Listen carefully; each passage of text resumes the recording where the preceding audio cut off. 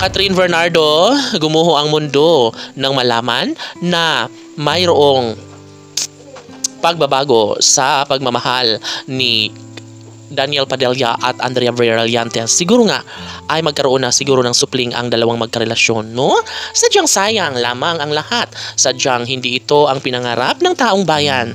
Dapat sana'y magkaroon ng isang pagbabago na talaga nga namang nais ng taong bayan na ibahagi ang isang pagmamahal dulot ng isang pag-ibig na talaga nga namang nagbibigay kaligayahan sa lahat.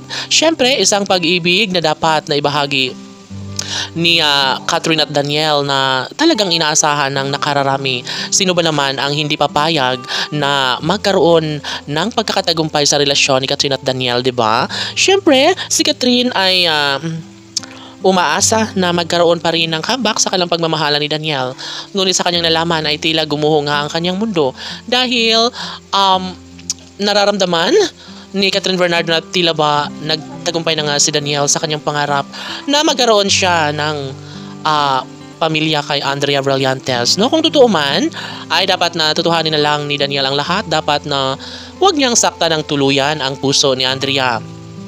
Dahil kawawa din naman si Andrea at biktima lamang ito ng isang pag-ibig na talaga nga namang is binigay at ipinadama ni Daniel Padilla.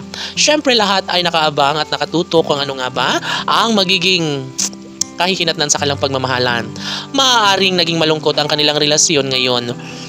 Ngunit naniniwala ang marami na sadyang ito na siguro ang tamang pagkakataon na bahagi na maisawalat ang katotohanan na kung talagang si Daniel ay mahal si Andrea Brillantes, bakit handa pa rin ipaglaban ni Daniel Padilla ang kanyang pag-ibig kay Andrea Brillantes ay kay Catherine Bernardo. Siguro nga ay mahal na mahal niya pa rin si Catherine. Kaya hanggang ngayon ay patuloy pa rin na ibinigay at ipinapadama pa rin ni Daniel Padilla ang kanyang pag-ibig kay Catherine. Katulad na lang ng kanilang pagkakaroon ng isang pagtatagpo sa ABS-CBN at talaga nga namang marami ang nakakadama na talagang hindi ganun kadali na mawala ang tunay na pagmamahal ni Daniel para kay Catherine. No? Siyempre, kahit nakaabang si Andrea Brillantes ay dead malamang ng taong bayan dahil nga alam nila na si Daniel at Catherine lamang ang para sa isa't isa. No? Sila nga dapat ang deserve na magsama, na magkatuluyan at bumuo ng sariling pamilya.